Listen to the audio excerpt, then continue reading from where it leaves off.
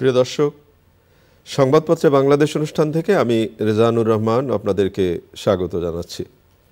বিভিন্ন জাতীয় দৈনিকে প্রকাশিত খবরের বিশ্লেষণ নিয়ে আমাদের আজকের এই অনুষ্ঠানে অতিথি হিসাবে উপস্থিত আছেন রাজনীতি.com-এর সম্পাদক শরীফুজ্জামান পিন্টু। কেমন আছেন? জি, ধন্যবাদ আপনাকে। পত্রপত্রিকায় প্রকাশিত কয়েকটা গুরুত্বপূর্ণ শিরোনাম আপনাকে একটু পড়ে শোনাই, তারপর আমরা আলোচনায় যেতে চাই। প্রথম আলো, ডাকসু নির্বাচন প্রচার শুরু, উৎসব মুখর ক্যাম্পাস। জাতীয় ঐকমত্য কমিশন, জুলাই সনদ চূড়ান্ত হতে আরও সময় লাগবে। দৈনিক যুগান্তর, ভোটযুদ্ধে প্রাণবন্ত ক্যাম্পাস, স্ট্রাইকিং ফোর্স হিসাবে থাকবে সেনাবাহিনী। কালের কণ্ঠের শিরোনাম, পাঠ নয় মাঠেই বেশি সরব, শিক্ষাঙ্গনে অস্থিরতা। শপথ দিলেন হাইকোর্টের 25 জন অতিরিক্ত বিচারক। দৈনিক ইত্তেফাক, সিপিডির সমীক্ষা, বিদ্যমান কর হারকে অন্যায্য মনে করেন 82% ব্যবসায়ী। জুলাই সনদ নিয়ে সুজনের সংলাপে বক্তাদের প্রশ্ন, এত নোট অফ ডিসেন্ট ও সুপারিশ গণভোটে কিভাবে? দৈনিক সমকাল, সংস্কারে আর ছাড়ের পক্ষে নয় বিএনপি, সব কাছে চেয়ারম্যানের হস্তক্ষেপ, পদত্যাগে বাধ্য হন এমটি। বাংলাদেশ কমার্স ব্যাংক এবার 317 কোটি টাকা, একটি রিপোর্ট আছে, আমরা আলোচনা হয়তো করতে পারি সময় পেলে। বাংলাদেশ প্রতিদিন, তদন্তের আওতায় ব্যাংক খাত, প্রচার শুরু, হাড্ডাহাড্ডি আভাস, ভোটারদের দ্বারে প্রার্থীরা, 3 স্তরের নিরাপত্তা সহ থাকবে সেনা মোতায়েন, ডাকসু নির্বাচন। মানব জমিনের শিরোনাম, জামায়াতের ভয় এবং নির্বাচন নিয়ে অনিশ্চয়তা। পিআর নিয়ে বিরোধে জড়াবে না বিএনপি। খবরের কাগজ, মিলেমিশে পাহাড় সাভার, রেলওয়ের পণ্য পরিবহন যাচ্ছে বেসরকারি খাতে। চট্টগ্রামের 80% পাহাড়ি নেই। আমাদের সময় অতি দারিদ্র্য বেড়েছে, সংকটে জনজীবন। ভোটের দিন 3 স্তরের নিরাপত্তা, ডাকসু নির্বাচন। কালবেলা শিরোনাম, সম্ভাবনা সংকটের সন্ধিক্ষণে দেশের অর্থনীতি। দিনকাল শিরোনাম করেছে, জন্মসূত্রে ভারতীয় মুসলিম বাংলাভাষীদের বাংলাদেশে ঠেলে দেওয়া দ্বিমুখী নীতি। সময়ের আলো, তত্ত্বাবধায়ক ফিরলেও কার্যকর পরবর্তীতে।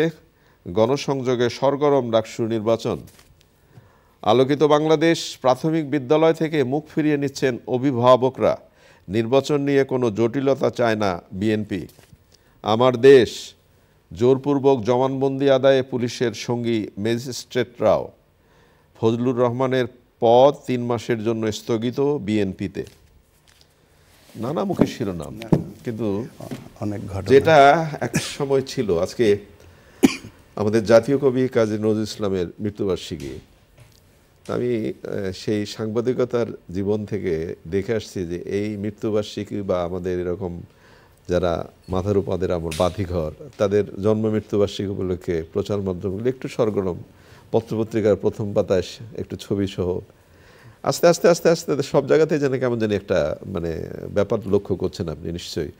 আজকে জাতীয় কবির মৃত্যুবার্ষিকী, আপনার নিশ্চয়ই এটাও মনে আছে যে আপনার শিশুকালটাতে রবীন্দ্রনাথের জন্ম মৃত্যুবার্ষিকী, নজরুলের জন্ম মৃত্যুবার্ষিকী, রচনা প্রতিযোগিতা, কবিতা পাঠের আসর, নানামুখী আয়োজন চলে। কিন্তু আপনার কি মনে হয়, আপনি দীর্ঘদিন শিক্ষাবিদ নিয়ে কাজ করেছেন, এখন একটি পোর্টালে সম্পাদনা করছেন, সেটাও কাছাকাছি। কি মনে হয় আজকের দিনে কেমন আছে? না, একটা হলো যে আমার কাছে মনে হয় যে চারিদিকে আমাদের যে নানা অস্থিরতা, এটার মধ্যে যেন এই ভালো জিনিসগুলো চাপা পড়ে যাচ্ছে।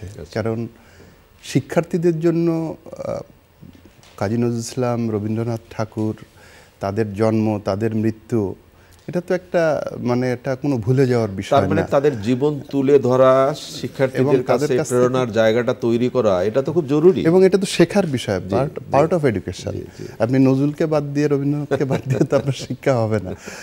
তো সেটা না হওয়াটা এটা খুবই দুঃখজনক। কেউ হয়তো বলার চেষ্টা করবে যে ভাই আমরা তো করছি কিন্তু সেরকম ভাবে করছি না। কিন্তু মানে এটা তো একটা এক্সাম্পল সেট হয়েছে। আপনি যেটা বললেন যে আগে আমরা সংবাদপত্রে কি দেখতাম যে ফার্স্ট পেজে একটা সুন্দর একটা ছবি রবীন্দ্রনাথের অথবা নজরুলের একটা সুন্দর ছবি এবং তাদের জীবনী।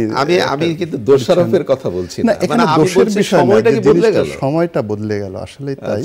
এবং নানা ওই যে আপনি যেটা বললেন যে অনেক ঘটনা, এত ঘটনা চারিদিকে ঘটছে, এবং একটা পত্রিকায় আপনি যেটা দেখলেন যে পাঠ মাঠে চলে গেছে, মাঠে সবাই সরগরম। তো এটা যদি দেখেন যে আসলে আপনি একটু চোখ বন্ধ করে তাকান গত কয়েকদিনে কত রকম ঘটনা যে শুধুমাত্র শিক্ষা প্রতিষ্ঠানগুলোতে আপনি শুধু এই কথাটাই মনেন না যে আজকে সামাজিক যোগাযোগ মাধ্যমে জাতীয় কবির এই যে মৃত্যুবার্ষিকী নিয়ে কয়টা পোস্ট আছে, আমরা কেউ কিন্তু এই ব্যাপারটা দেখছি না। এবং আজকে প্রথম আলোতে একটি শিরোনাম হয়েছে যে কবির অভিনীত তার পরিচালিত একটা সিনেমা ছিল ধ্রুব, খুঁজে পাওয়া যাচ্ছে, সেটা খুঁজে পাওয়া যাচ্ছে না। আমার মনে হয় এই বিষয়গুলো আলোচিত হওয়া দরকার। এবং আমরা গর্বের সাথে বলতে চাই চ্যানেল আই আজকে সারা দিন ব্যাপী প্রিয় দর্শক, আমরা আমাদের মাথার উপর যে বাতিঘরের কথা বললাম, আমাদের আদর্শের যে জায়গাগুলো, সেই জায়গাগুলো কিন্তু বিশ্বকবি রবীন্দ্রনাথ, জাতীয় কবি কাজী নজরুল ইসলাম সহ আমাদের আরও অনেক গুণী মানুষরাই তুলে ধরেন। আমরা যেন তাদের ভুলে না যাই, আমরা যেন তাদের স্মরণ করবার চেষ্টা করছি তো, কিন্তু আরও যেন একটু জোরে সোরে। আজকে চ্যানেল আইতে সারাদিন ব্যাপী অনুষ্ঠান আছে জাতীয় কবির স্মরণে, আপনারা নিশ্চয়ই দেখবেন।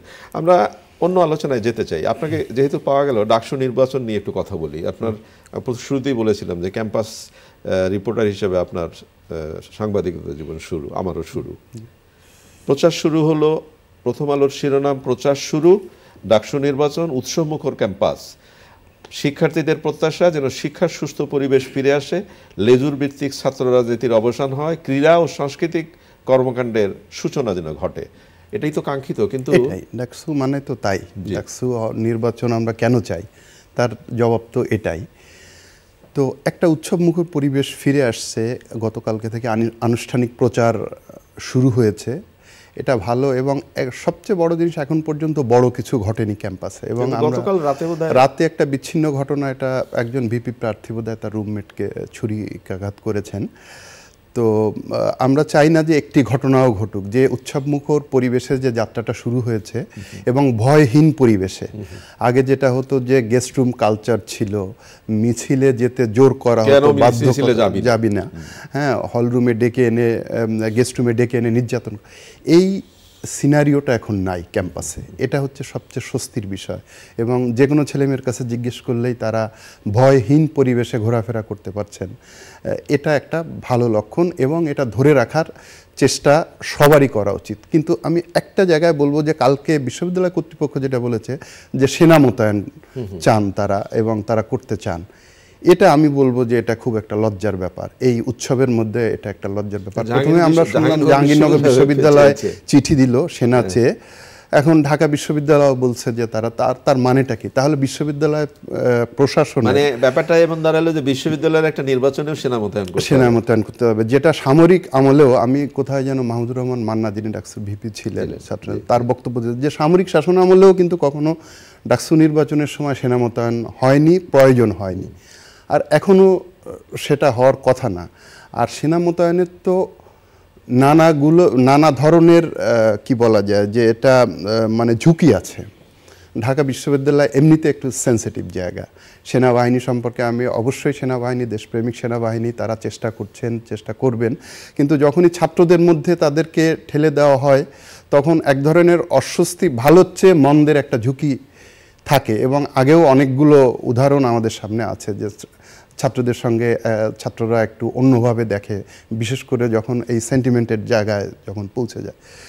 তো এটা না হলেই ভালো হতো, যে একটা অধিকারের জায়গা আসে, আমার ক্যাম্পাস আমার অধিকার। এবং আপনি হলে ছিলেন, আমিও হলে, আমাদের হলে পুলিশ ঢুকছে, কেন পুলিশ ঢুকছে, মানে তখন নিজেদের মারামারি সবাই ভুলে যেত, ছাত্রদল ছাত্রলীগ মারামারি ভুলে অথবা ছাত্রদলের কোন্দল ভুলে, যে কেন পুলিশ ঢুকছে ওইটাই হয়ে যেত মূল। কিন্তু ওই যে একটা ব্যাপার বললাম না, যে সময় কখনো কখনো সেটা বোধহয় খুব জরুরি হয়ে ওঠে। সময় কি জরুরি হয়ে উঠলো কিনা সেটাও একটা প্রশ্ন।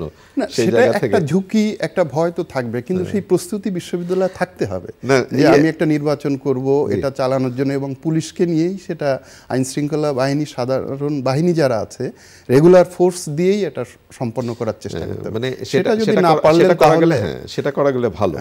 আজকের পত্রপত্রিকায় শিক্ষাঙ্গন নিয়ে বেশ কিছু শিরোনাম আছে, আমি পড়েছি, আপনারা শুনেছেন নিশ্চয়ই।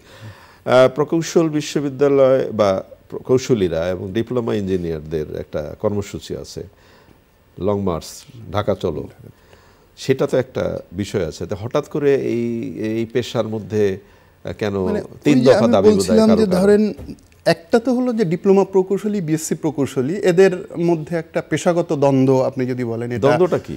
দ্বন্দ্বটা কয়েকটা জায়গায়। মূল জায়গাটা হলো যে ডিপ্লোমা ইঞ্জিনিয়াররা যাতে ইঞ্জিনিয়ার পদবিটা ব্যবহার না করেন, যেটা ডাক্তারদের মধ্যেও আছে, মেডিকেল টেকনিশিয়ান যারা, তারা যাতে ডাক্তার পদবি ব্যবহার করতে না পারেন, সেটা নিয়ে একটা দীর্ঘদিন ধরে এটা নিয়ে মামলা মোকদ্দমা বিক্ষোভ অনেক কিছু। এবং এটা আজকে না, এটা অন্তত 1-1.5 দশক ধরেই আমরা শুনে আসছি যে এটা চলে আসছে। কালকে যে ঘটনাটা হয়েছে দেখেন, আমাদের যে অস্থিরতা, যে ছোট্ট একটা ঘটনা ঘটলে এটা স্পার্ক করে কিভাবে। রংপুরে একজন ডিপ্লোমা প্রকৌশলী একজন বিএসসি ইঞ্জিনিয়ারকে লাঞ্ছিত করেছে। ঘটনার শুরু ওখান থেকে, এবং এই ঘটনার প্রতিবাদে বুয়েট সহ সব প্রকৌশল বিশ্ববিদ্যালয়ের শিক্ষার্থীরা তাদের পুরানো যে 3টা দাবি ছিল সেই দাবিগুলো সহ তারা মাঠে নেমেছেন। একদিকে বিএসসি প্রকৌশলীদের পক্ষে প্রকৌশল বিশ্ববিদ্যালয় সহ অন্যান্য প্রকৌশল বিশ্ববিদ্যালয়গুলোর ছেলেমেয়েরা তারা শাহবাগ অবরোধ করলেন, আর ডিপ্লোমা ইঞ্জিনিয়ারদের পক্ষে ডিপ্লোমার স্টুডেন্টরা তারা গাজীপুর চৌরাস্তা অবরোধ করলেন। এবং কালকে একটা নৈরাজ্যকর অবস্থা ঢাকা শহরে, এবং আজকেও সেই সম্ভাবনা আছে। কারণ আজকে ঢাকা মার্চ আছে হচ্ছে বিএসসি ইঞ্জিনিয়ারদের পক্ষের কর্মসূচি, আর ডিপ্লোমা ইঞ্জিনিয়ারদের পক্ষে আছে কাকরাইলে স্মারকলিপি পেশ প্রধান উপদেষ্টা। দুই বিপরীতমুখী। তো এই তার মানে আজকে জনগণ নাবিশ্বাস হওয়ার যথেষ্ট সম্ভাবনা আছে। এবং আগে হতো কি, আগে এই বিরোধগুলো ছিল, কিন্তু এই সব কর্মসূচি বা এইসব পেশাজীবী সংগঠনের উপর একটা রাজনৈতিক নিয়ন্ত্রণ ছিল, যেটা আমার কাছে মনে হচ্ছে যে, কিন্তু এখনকার এই সময় বোধহয় সেই রাজনৈতিক নিয়ন্ত্রণটা নাই।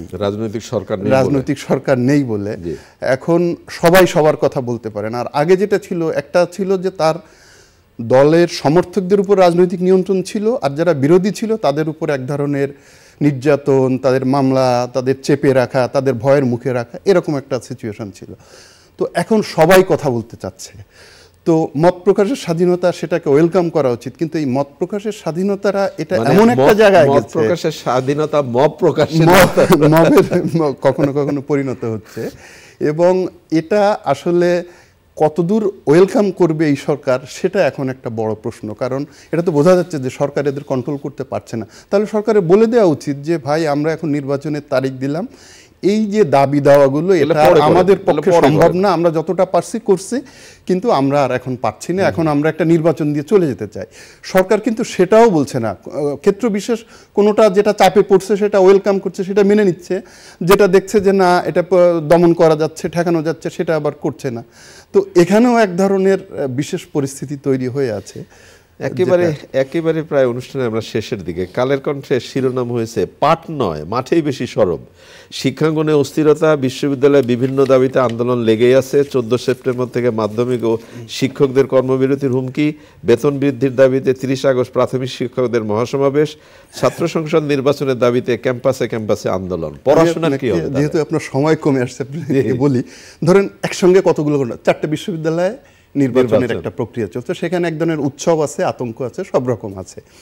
এরপরে কি আছে, জগন্নাথ ইসলামী বিশ্ববিদ্যালয়, রোকেয়া বিশ্ববিদ্যালয় আন্দোলন, যে সেখানে ছাত্র সংসদ নির্বাচন হতে হবে, এটা চলছে।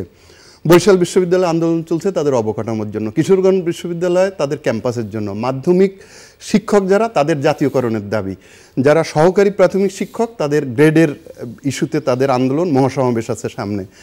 এরপরে ধরেন সহকারী প্রাথমিক শিক্ষা কর্মকর্তা যারা, তাদের কর্মসূচি আছে, মাধ্যমিক শিক্ষক কর্মকর্তা তাদের কর্মসূচি আছে। এবং লাগাতার আপনি যদি কয়েকদিন দেখেন যে অমুক তারিখ অমুকদের অমুকতে এগুলো আছে, দাবি না মানলে আলটিমেটাম, কর্মবিরতি, এগুলো চলছে। শিক্ষা প্রশাসন এক ধরনের কি বলা যায় যে জিম্মি হয়ে গেছে, এবং তারা আসলে পারছে না, তারাও টুকটাক ভুল কাজ করছে না যে তা না, এবং প্রশাসনিকভাবে যে জিনিসটা ম্যানেজ করা, এটা একটা আনম্যানেজেবল তাদের জন্য হয়ে গেছে। ছোট্ট একটা উদাহরণ আমি বলি যে মিরপুর বিশ্ববিদ্যালয় কলেজ ঢাকা শহরের একটা বড় কলেজ, সেখানে গভর্নিং বডি অধ্যক্ষ নিয়োগ করবে, শিক্ষা মন্ত্রণালয় করলো কি নিয়ম নীতির বাইরে সেখানে একজন অধ্যক্ষ পাঠিয়ে দিল। এখন ছাত্ররা বলছে আমরা এই অধ্যক্ষকে গ্রহণ করব না। নিয়ম অনুযায়ী করতে হবে। তো এই ছোট কাজটা একটা শিক্ষা মন্ত্রণালয় একটা কলেজে অধ্যক্ষ নিয়োগ নিয়ম বহির্ভূতভাবে কেন করবে? সেখানকার ছাত্ররা কেন রাস্তা অবরোধ করবে, কেন মানববন্ধন করবে? তো এরকমও ছোট ছোট অনেকগুলো ঘটনা কিন্তু ঘটছে, এবং এটা আমি বলবো যে শিক্ষা প্রশাসনেরও এখানে দায় আছে, তারা এটা ম্যানেজ করতে পারছে না। আর এই সংগঠনগুলো তারাও হয়তো দেখছে যে এটা একটা সুযোগ, কারোটা পূরণ হচ্ছে, আমারটা হচ্ছে না, অথবা আমি একটু জোর দেয় আমি রাস্তায় গিয়ে বসে থাকি, হ্যাঁ, কিন্তু সব দাবি তো পূরণ করা সম্ভব না।